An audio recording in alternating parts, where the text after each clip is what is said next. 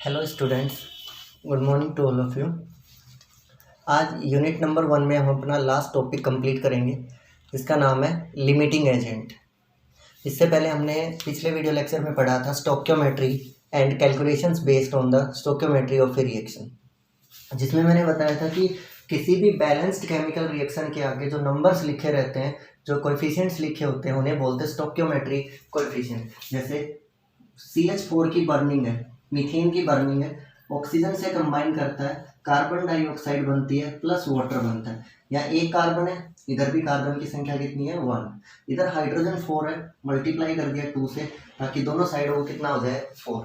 उधर oxygen 2 plus में कितना हो गया 2, यानी एक वाटर मॉलिक्यूल में एक ऑक्सीजन होती है, मल्टीप्लाइड बाई 2 कितने हो गए 2, और 2 कार्बन डाइऑक्साइड के अंदर है तो कितने हुए टोटल 4। दैट्स वाई मल्टीप्लाई कितने से कर दिया 2। यहाँ पे 1, यहाँ पे 2, यहाँ पे 1, यहाँ पे कितना लिखा हुआ है 2। तो ये जो न्यूमेरिकल नंबर होता है ये बताता है किसी सिस्टम की कोएफिशिएंट के बारे में। और पिछली बार जो स्टोक्योमेट्री में हमने क्वेश्चंस करे थे उसमें कोई भी ऐसी लिमिटिंग वर्ड यूज नहीं किया गया। यानी दो रिएक्टेंट अगर आपस में रिएक्ट कर रहे हैं, जैसे मीथेन बर्न कर रहा है तो उस मीथेन को बर्निंग के लिए जितनी ऑक्सीजन चाहिए सारी अवेलेबल थी, क्योंकि वो एयर में बर्न किया जा रहा था। वो किस में बर्न किया जा रहा था? एयर में। यानी मीथेन जब बर्न कर रही है तो उसकी बर्निंग के लिए जितनी ऑक्सीजन उसको रिक्वायर्ड है सारी वहाँ अवेलेबल है, तो सारा का सारा मीथेन जितना अवेलेबल है सारा कंज्यूम हो जाएगा। बट कई बार क्या होता है, एक केमिकल रिएक्शन करनी स्टार्ट करी, दो रिएक्टेंट्स हैं कौन कौन से? A प्लस बी, और ए बी में कन्वर्ट हो जाते हैं। अब देखा ए का अमाउंट है वो कम पड़ गया रिएक्शन में, रिएक्शन होते टाइम जितना ए अवेलेबल था सारा कंज्यूम हो गया और बी फालतू बच गया, तो रिएक्शन स्टॉप। क्योंकि दो में से एक भी खत्म हो गया तो मतलब रिएक्शन तो वहीं स्टॉप हो जाएगी। तो ये आपका ए जो था वो रिएक्शन के बीच में ही खत्म हो जाता है, तो यानी आपकी रिएक्शन यहीं पे क्या हो जाएगी? स्टॉप, और अमाउंट उतना ही फॉर्म होगा जितना ये कंज्यूम हुआ था। तो इसको क्या बोलते हैं हम? Limiting reagent. किस तरीके से समझते हैं? एक एग्जांपल लेता हूं मैं। मान लो एक फैक्ट्री है, मारुति कार बनाती है, उसके पास बाहर से पार्ट्स बन के आते हैं, जैसे टायर्स होते हैं वो MRF बना रही है, उसके हैंडल है वो कोई और कंपनी बना रही है, और वो लाके अपने प्लांट के अंदर क्या करती है? असेंबल करती है। एक टाइम पे आपके पास 20 टायर्स हैं। आपके पास कितने टायर्स हैं? 20 टायर्स हैं, और आपके पास ओनली 4 हैंडल्स हैं। अब ऑब्वियस सी बात है, एक कार के अंदर कितने हैंडल लगते हैं? एक। और एक कार में कितने टायर्स लगते हैं? ऑब्वियस 4। तो आप कितनी कार्स में टायर लगा सकते हैं? कितनी कार बना सकते हैं? इसके अकॉर्डिंग 5 कार बना सकते हैं, क्योंकि एक कार में कितने टायर लगने हैं? 4। तो कितनी कारें बन सकती हैं? 5। लेकिन हैंडल के अकॉर्डिंग एक कार में एक हैंडल लगता है, कितनी कारें बन सकती हैं? 4। बताओ नेट कार कितनी बनेंगी? भाई एक कार में आपके 4 टायर लगते हैं और आपके पास है 20 टायर, तो आप कह रहे हो कार बन सकती है 5, बन सकती है। लेकिन आप कह रहे हो हैंडल मेरे पास सिर्फ कितने हैं? 4, तो कारें कितने बनेंगी? ऑब्वियस सी बात है, सिर्फ और सिर्फ कितनी कार बनेंगी? 4, क्योंकि हैंडल आपके पास कितने हैं? 4 ही रह गए, एक कार इनकम्प्लीट बच जाएगी आपके पास। तो यहाँ पे लिमिटिंग एजेंट कौन है? हैंडल या टायर्स? ऑब्वियस सी बात है, लिमिटिंग एजेंट कौन है यहाँ पे? हैंडल है। क्यों हैंडल लिमिटिंग एजेंट है? क्योंकि जब मैं कार बनानी शुरू करूंगा तो सबसे पहले मेरे क्या खत्म होंगे? वहाँ पे हैंडल ओवरकम होंगे, हैंडल की अमाउंट क्या हो जाएगी? वेनिश हो जाएगी। तो हैंडल यहाँ पे क्या कहलाएगा? Limiting agent. यानी एक केमिकल रिएक्शन के दौरान दो केमिकल रिएक्टेंट रिएक्ट कर रहे हैं, तो दो में से किसी एक की अमाउंट वहां पे कंप्लीटली क्या हो जाएगी? रिएक्ट हो जाएगी, ओवर हो जाएगी, और वो सब्सटेंस आपका क्या कहलाएगा? Limiting agent. वो आपका क्या कहलाएगा? Limiting agent. और प्रोडक्ट कितना बनेगा वो भी इस बात पे डिपेंड करता है, उसकी स्टोक्योमेट्री पे डिपेंड करता है कि वो वहां पे कितना प्रेजेंट था। मेरे पास 20 टायर थे, मैं 5 कार बना सकता था, लेकिन मेरे पास हैंडल कितने थे? 4। दैट्स वाई मैं कार कितनी बना सकता हूँ? 4। तो बताओ 4 कारें बनेंगी या 5 कारें बनेंगी? कारें कितनी बनेंगी? ओनली 4 ही बनेंगी, क्योंकि एक कार क्या रह जाएगी? इनकम्प्लीट। उसमें किसकी कमी पड़ जाएगी? हैंडल। तो जो रिएक्टेंट पहले कंप्लीटली रिएक्ट कर जाएगा, वेनिश हो जाएगा, वो आपका क्या कहलाएगा? Limiting agent. Clear? Limiting agent क्या होगा? द reactant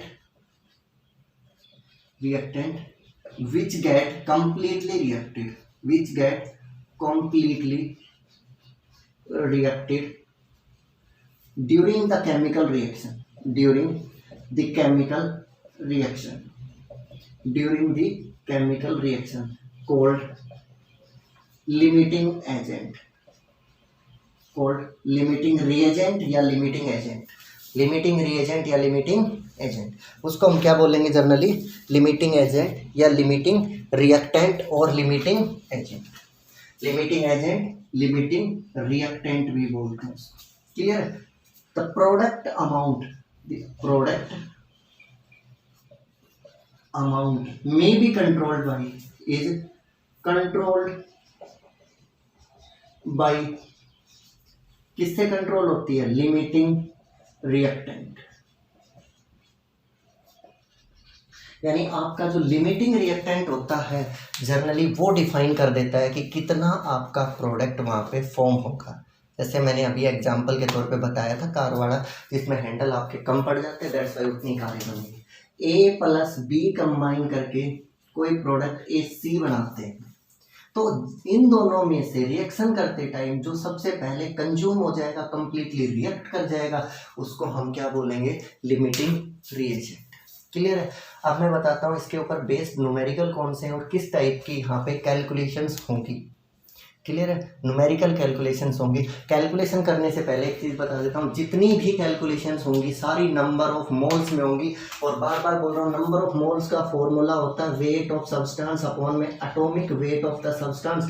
अगर वो मॉलिक्यूल है तो weight of substance divided by molecular weight of the substance, weight of substance divided by atomic weight of substance, weight of substance divided by molecular weight of the substance. यही होते हैं number of moles. Clear है? एक question है पहला, simple सा question है, formation of water. क्या दे रहा हूं यहाँ पे, formation of water, H2 plus O2 goes to the H2O, balance the chemical reaction. सबसे पहले हमें रिएक्शन को क्या करना है, बैलेंस करना है। इस केमिकल रिएक्शन में दो हाइड्रोजन या ऑक्सीजन कितना है 2 या कितना है 1, मल्टीप्लाई 2 से करते वाटर की अमाउंट कितनी हो गई ना, हाइड्रोजन कितने हो गए 2 2 जा 4, दैट्स वाई यहाँ पे हाइड्रोजन कितने लगे 2। समझ में आया भाई? रिएक्टेंट में आपके पास H2 के 2 मॉलिक्यूल है, एक H2 में कितने हाइड्रोजन 2, 2 गुना 2 कितने हाइड्रोजन हो गए 4। कितना वाटर, एक वाटर और उसके आगे कितना लिखा हुआ है 2, तो वाटर मॉलिक्यूल कितने आपके पास 2। ठीक है? अब ये कहता है 2 moles of oxygen reacts with 10 mole H2 reacts with 20 moles of O2, find the limiting reagent। Question दे रखा है कि 10 मोल हाइड्रोजन के 20 मोल ऑक्सीजन के साथ रिएक्शन करते हैं और इनमें से बताओ कौन सा आपका लिमिटिंग एजेंट होगा। हाइड्रोजन लिमिटिंग है या ऑक्सीजन लिमिटिंग है, वाटर की फॉर्मेशन हो रही है यहाँ। तो कहता है कि 10 मोल मैंने आपको दिए हाइड्रोजन के और 20 मोल किसके दिए, ऑक्सीजन के। Find out which is the limiting reagent. तो किस तरीके से फाइंड आउट करोगे, हीट एंड ट्रायल मेथड होता है। सबसे पहले देखो केमिकल रिएक्शन आपको क्या कह रही है, इस केमिकल रिएक्शन से क्या पता चल रहा है, कितने मोल हाइड्रोजन गैस रिएक्शन कर रही है 2 मोल, कितने मोल ऑक्सीजन से रिएक्शन हो रही है, कितना लिखा हुआ है इसके आगे 1, कितना मान सकता हूँ 1, कितना मोल वाटर बनता है 2 मोल, ये चीजें नोट डाउन कर लो। कितना 2 मोल हाइड्रोजन रिएक्ट करती है, कितने मोल से 1 मोल ऑक्सीजन से, और कितना मोल वाटर बनता है 2 मोल। यहाँ पे किसकी फॉर्मेशन होती है, वाटर। क्लियर है जी? अब देखो केमिकल रिएक्शन को, पहले मैं मानता हूँ हाइड्रोजन के लिए चेक करता हूँ। 2 मोल हाइड्रोजन कितनी मोल ऑक्सीजन से रिएक्शन करती है, 2 mole hydrogen reacts with 1 mole of oxygen. पहला मेथड हीट एंड ट्रायल का, 2 मोल O2 reacts with 2 mole O2 किससे रिएक्ट करती है, 2 मोल H2 के, 2 मोल किसके H2 के, कितने मोल हाइड्रोजन ऑक्सीजन से 1 मोल O2 से। ये स्टेटमेंट समझ में आई? 2 mole hydrogen reacts with 1 mole oxygen. कहाँ से लिखा, केमिकल रिएक्शन को देखा, 2 मोल हाइड्रोजन रिएक्ट कर रहा है 1 मोल ऑक्सीजन के साथ। implies गिवन कितना है 10 मोल, 10 मोल H2 will react with unitary method will react with कितने से रिएक्ट करेगी 1/2 गुणा में 10 बराबर कितना 5 मोल ऑक्सीजन से। ये कैलकुलेशन में दिक्कत है किसी को भाई 2 मोल हाइड्रोजन 1 मोल ऑक्सीजन से रिएक्ट करती, तुम्हें कितनी दे रखी है, तुम्हें तो 10 मोल दे रखे हैं हाइड्रोजन के, कितने से रिएक्ट करेगा ओनली 5 से। है तुम्हारे पास 5 ऑक्सीजन, है मेरे पास कितनी ऑक्सीजन है, ऑक्सीजन तो बहुत सारी पड़ी है, कितनी पड़ी है 20, तो यानी आपका ऑक्सीजन यहाँ लिमिटिंग एजेंट नहीं है, O2 इज नॉट लिमिटिंग। या कौन लिमिटिंग नहीं है O2। कैसे पता किया भाई कितने मोल ऑक्सीजन चाहिए थी इसको रिएक्शन के लिए, 10 मोल हाइड्रोजन को कितनी चाहिएगी 5 मोल ऑक्सीजन के, है आपके पास, मेरे पास तो 20 पड़े हैं, तो ये तो लिमिटिंग हुआ ही नहीं। दूसरे को चेक कर ले, इसमें उल्टा लगाओ भाई, दूसरा हाइड्रोजन को लिख चुके यहाँ, किसको टेस्ट करो ऑक्सीजन, बताओ 1 मोल ऑक्सीजन कितनी मोल हाइड्रोजन से रिएक्शन करता है 2 मोल। 1 मोल ऑक्सीजन रिएक्ट्स विद, हाँ भाई कितने से 2 मोल H2 से। तुम्हें कितनी ऑक्सीजन दे रखी है 20 मोल O2 विल रिएक्ट विद, हाँ जी बताना जी, विल रिएक्ट विद 1 मोल करती 2 मोल से 20 कितना करेगा 2 गुणा 20 दैट्स मीन 40 मोल हाइड्रोजन। बताना भाई है कितनी हाइड्रोजन चाहिए 40, है कितनी 10, चाहिए कितनी 40, है कितनी 10, चाहिए कितनी 40, है कितनी 10, होगी रिएक्शन, तो कमी किसकी पड़ेगी हाइड्रोजन की, सीधी सी बात है H2 इज लिमिटिंग। यहाँ से क्या पता चल गया हाइड्रोजन क्या है आपका लिमिटिंग रिएजेंट, क्या पता चला हाइड्रोजन क्या है यहाँ पे H2 क्या है लिमिटिंग। कैसे पता चला फिर से बता देता हूँ, शुरुआत में हिट एंड ट्रायल है, किसी को पहले लिख लो, मैंने मान लिया हाइड्रोजन से शुरुआत करता हूँ। कितना मोल हाइड्रोजन 2 मोल, कितने से रिएक्शन करता है 1 से, 2 मोल हाइड्रोजन रिएक्ट्स विद 1, फिर डी कितनी गई है 10 मोल, 10 मोल रिएक्शन करेगा कितने से 5 मोल ऑक्सीजन से। अब ऑक्सीजन तो 20 पड़ी है 5 चाहिए थी, वो तो लिमिटिंग हुआ नहीं, उल्टा कर लो oxygen 1 mole oxygen 2 mole hydrogen से, 1 मोल ऑक्सीजन रिएक्ट करेगा 2 मोल हाइड्रोजन से। अब दे कितना रखा है, कितना मोल ऑक्सीजन दिया हुआ है 20 रिएक्ट करेगा कितने से 40 से, है कितना 10, चाहिए कितना 40, तो हाइड्रोजन अपने आप क्या हो गया लिमिटिंग। पता चल गया लिमिटिंग का। और इसके बाद दूसरी स्टेटमेंट मैंने बोली थी the product formation is decided by the limiting reagent. तो पता चल गया इस रिएक्शन का लिमिटिंग कौन है, इस रिएक्शन का लिमिटिंग कौन है H2। तो डिफाइन कौन करेगा रिएक्शन में प्रोडक्ट फॉर्मेशन को H2, कौन डिसाइड करेगा H2। बताओ भाई कितना वाटर बनेगा ये चेक कर लेते हैं। तो लिमिटिंग रिएजेंट कौन है H2, सारी कैलकुलेशन किसके अकॉर्डिंग होगी H2। बताओ 2 मोल हाइड्रोजन कितना मोल वाटर बनाती है, अरे 2 मोल हाइड्रोजन कितना मोल वाटर बना रही है 2 मोल हाइड्रोजन, नहीं पता चल रहा कहाँ से लिख रहा हूँ, तो देखो यहाँ कितना लिखा हुआ है 2 मोल हाइड्रोजन, प्रोडक्ट कितना बन रहा है 2 मोल वाटर का, 2 मोल हाइड्रोजन रिएक्ट्स विद, हाँ भाई किसके साथ रिएक्ट करेगा ना सॉरी फॉर्म्स और गिव्स 2 मोल किसके वाटर के।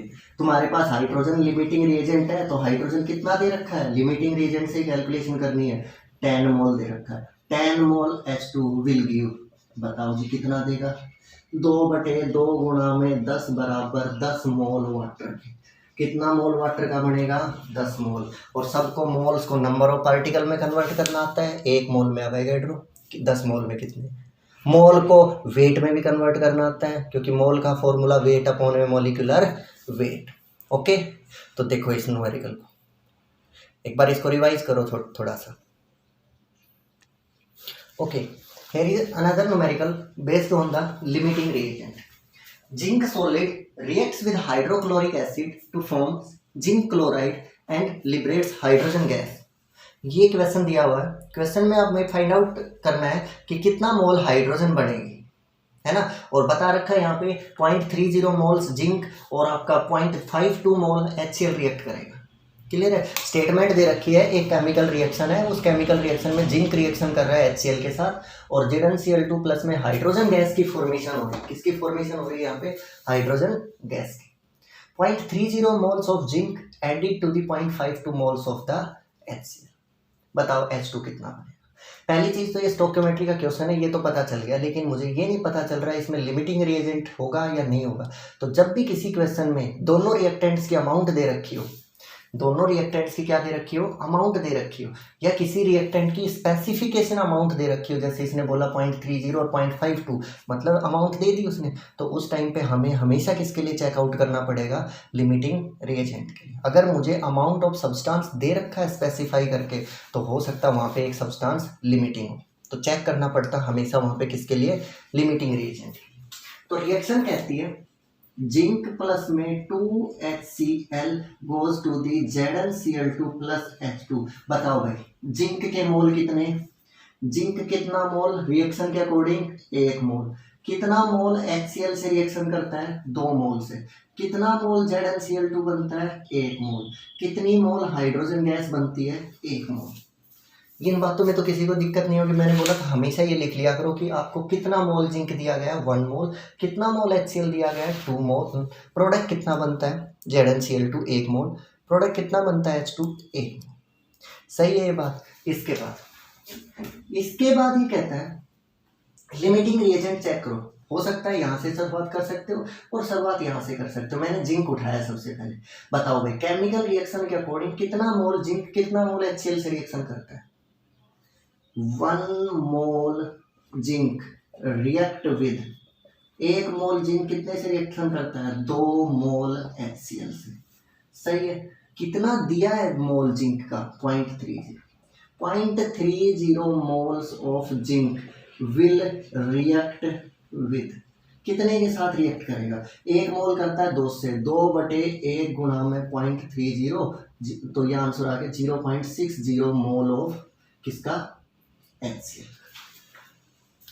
1 मोल रिएक्ट करता है 2 से, तो 0.30 कितने से? 0.60 से। इतना मोल HCl चाहिए, इतना मोल HCl क्या है? रिक्वायर्ड है, चाहिएगा। लेकिन मेरे पास HCl है कितना? 0.52 है। कितना? 0.52। चाहिए कितना? 0.60। हो गया लिमिटिंग HCl। भाई चाहिए था 0.6 है कितना? 0.52। तो ऑब्वियस सी बात है HCl इज लिमिटिंग। या लिमिटिंग रिएजेंट कौन है? HCl। पहले खत्म कौन होगा रिएक्शन में? HCl खत्म होगा, है ना। अगर ये लिमिटिंग है तो प्रोडक्ट की अमाउंट भी कौन डिसाइड करेगा? HCl। बताओ भाई 2 मोल HCl से कितनी मोल हाइड्रोजन बनती है? देखो 2 से कितनी हाइड्रोजन बनती है? 1। 2 से कितनी बनती है? 1। 2 मोल HCl gives 1 मोल हाइड्रोजन। सही है, सही है ना। 1 मोल हाइड्रोजन देगी, 1 मोल HCl देगा 1/2। है कितना मोल तुम्हारे पास HCl का? 0.52। 0.52 मोल HCl विल गिव। हाँ भाई बताओ जी कितना देगा? 1/2 गुणा 0.52 बराबर 0.26 मोल किसके देगा? वो H2 के। प्रोडक्ट इतना बनेगा, इतनी मोल H2 आपकी फॉर्म होगी ही होगी। तो ये फर्स्ट टाइप के न्यूमेरिकल थे जिसमें या तो आपको वेट मिलेगा या सीधे मोल देगा। अगर मोल नहीं दे रखे, वेट दे रखा है, तो मोल में कन्वर्ट कर लो। कैसे? एटॉमिक वेट से वेट को डिवाइड कर देना, अपने आप मोल बनते हैं। ठीक है। और इसके अंदर सीधा क्या निकालना है? Limiting reagent. एक और टाइप का न्यूमेरिकल बताता हूँ इसमें। Okay, this is the next question, जिसके अंदर आपको दिया हुआ है calcium carbonate reacts with HCl two forms calcium chloride plus carbon dioxide plus water molecule. ये एक बैलेंस्ड केमिकल रिएक्शन है जिसमें 1 मोल कैल्शियम कार्बोनेट का 2 मोल किससे रिएक्शन करता है? HCl से। तो प्रोडक्ट बनता है 1 मोल CaCl2, 1 मोल CO2 और 1 मोल किसका बनता है? वाटर का। और वो ये पूछ रहा है कि मुझे कितना अमाउंट CaCO3 का चाहिए to completely react with this amount of HCl। क्या अमाउंट दे रखा है? 25 ml 0.75 मोलर HCl। इतना मोलर HCl है। कितना ग्राम मैं CaCO3 लेके आऊं कि वो सारा रिएक्शन कर जाए किसके साथ? HCl के साथ। स्टोइकियोमेट्री का क्वेश्चन है। तो जब भी आपको कभी भी किसी भी कंसंट्रेशन टर्म में आगे जितनी भी आएंगी 11th के बाद 12th में या बीएससी एमएससी जब भी आएंगी, तो अगर उन्होंने कुछ भी दे रखा है, जैसे एक्स मोलर दे रखा है फॉर एग्जांपल, या 0.75 मोलर है, कभी भी आपको कितना मोलर दे रखा है, एक्स मोलर सॉल्यूशन, कितना मोलर दे रखा है, एक्स मोलर सॉल्यूशन, इसका मतलब होगा एक्स मोल्स इन 1000 ml और 1 लीटर। सिर्फ ये याद रखना है, इसको सीधा या उल्टा किसी भी तरीके से यूज करना कि अगर कहीं पे एक्स मोलर दे रखा है, दैट्स मीन एक्स मोल कितने में प्रेजेंट है, 1000 ml में। 1000 ml में कितने मोल प्रेजेंट है, एक्स मोल कितने में प्रेजेंट है, 1000 ml में। ये डेफिनेशन होती है किसी भी एक्स मोलर सॉल्यूशन की। तो मुझे जब ये पता चल जाएगा कि HCl के कितने मोल हैं, तो मैं ये पता लगा लूंगा वो कितने मोल CaCO3 से रिएक्शन करेगा, और जब मोल आ जाएंगे तो क्या निकाल लूंगा, ग्राम। क्लियर है? तो देखो भाई 0.75 मोलर, कितना मोलर दे रखा है, 0.75 मोलर, इसका मीन्स क्या होगा, 0.75 मोलर HCl सॉल्यूशन मीन्स, इसका मतलब क्या होता है, क्या मीनिंग होता है, इसका मीनिंग होता है 1000 ml ऑफ दिस सॉल्यूशन है, इस सॉल्यूशन के पास कितना है, 0.75 मोल। देखो वही डेफिनेशन लिखिए, एक्स मोल 1000 ml में, या 1000 ml में एक्स मोल। एक्स मोल कितने ml में, 1000 ml, या उल्टा बोलो 1000 ml में एक्स मोल। तो 1000 ml में कितने मोल, 0.75, 1 ml में हो गए 0.75, और बटे में कितना, 1000, और गुणा में कितने मोल कितना ml दे रखा है, 25 ml में होगा 0.75 गुणा 25, और बटे में कितना, 1000। निकालो भाई कितना आ जाता है, वैल्यू कितनी बनी इसकी, मैं बताता हूँ इसकी कैलकुलेट करके। 0.75 मल्टीप्लाइड बाई 25 और डिवाइडेड बाई 1000, वैल्यू आ जाती है 0.01875। These are the number of moles of HCl present in 25 ml।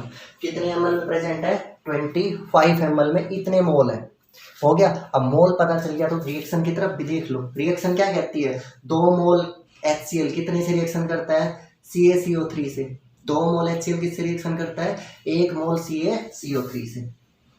2 mole HCl reacts with अभी 1 मोल CaCO3। तो बताओ जी कितना मोल HCl है, 0.01875।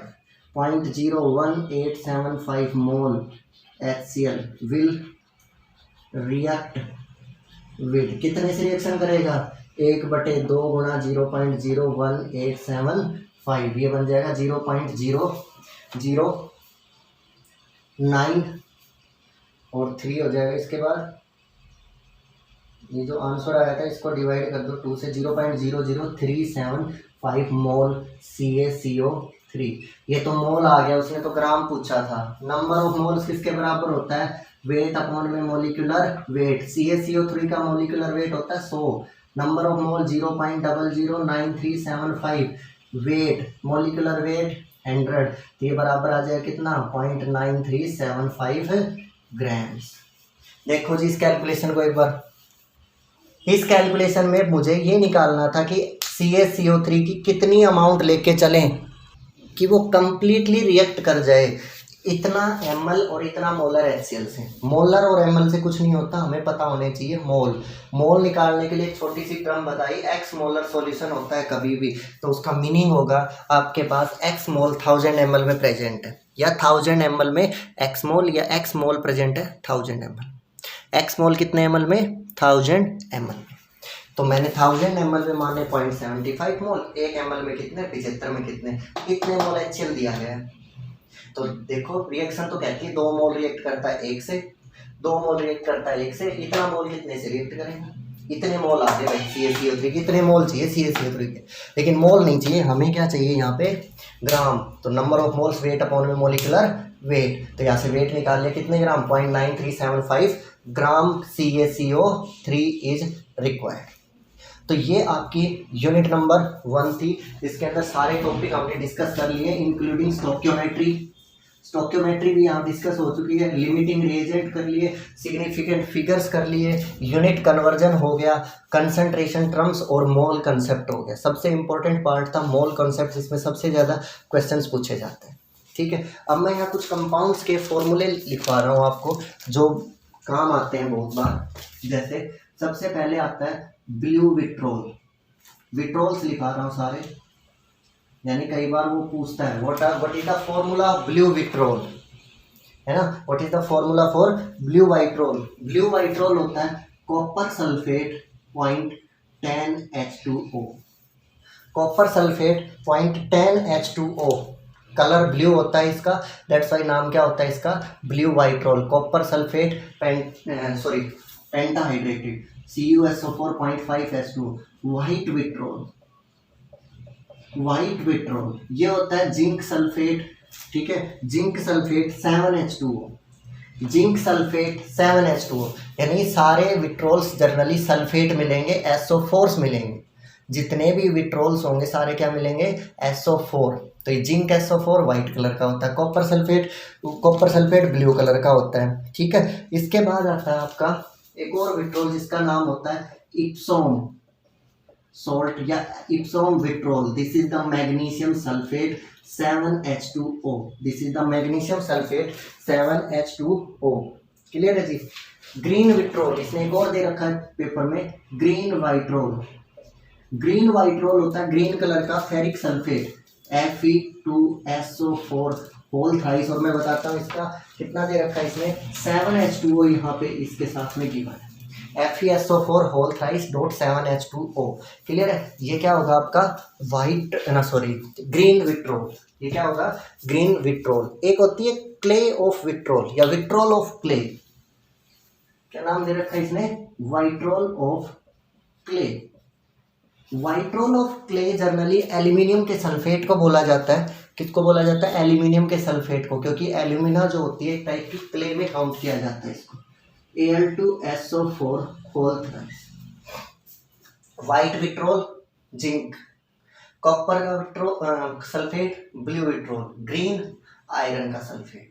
क्लियर है, यहाँ पे आयरन का सल्फेट। चलो बताओ Na2CO3 डेकाहाइड्रेटेड, सुना है इसका नाम कहीं, Na2CO3 10H2O, yes, this is washing soda, इसका नाम क्या होगा, वॉशिंग सोडा। NaHCO3 क्या होगा, बेकिंग पाउडर, नाम क्या होगा इसका, बेकिंग पाउडर। ओके, NaOH या फिर KOH, क्या नाम होता है NaOH और KOH का, कौन सा सोडा बोलते हैं, हाँ क्या होता है, कास्टिक, नाम क्या होता है, कास्टिक सोडा, नाम होता है जिसका caustic soda. Calcium oxide lime, calcium oxide क्या होता है, लाइम। कंपाउंड्स के नेम लिखा रहा जो इंपॉर्टेंट है और कहीं पे पूछे जा सकते हैं 1 मार्क क्वेश्चन में, क्यों है ना।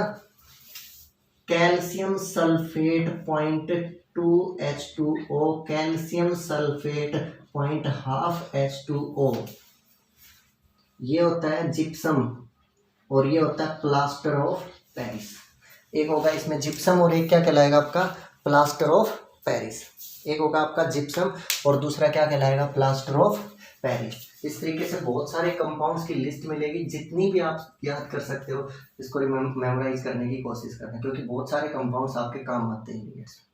ओके, तो आपको फर्स्ट यूनिट में जितने भी कंपाउंड्स दिए गए हैं वो लर्न करने, ठीक है, जो टॉपिक्स हैं उनको रिवाइज करना है। क्लियर है, उन टॉपिक्स को क्या करना है, रिवाइज करना, और NCERT के क्वेश्चन सोल्व करने जो असाइनमेंट में भी दिए जाएंगे और थ्योरी सब्जेक्ट में। Okay, that's all for today, thank you very much.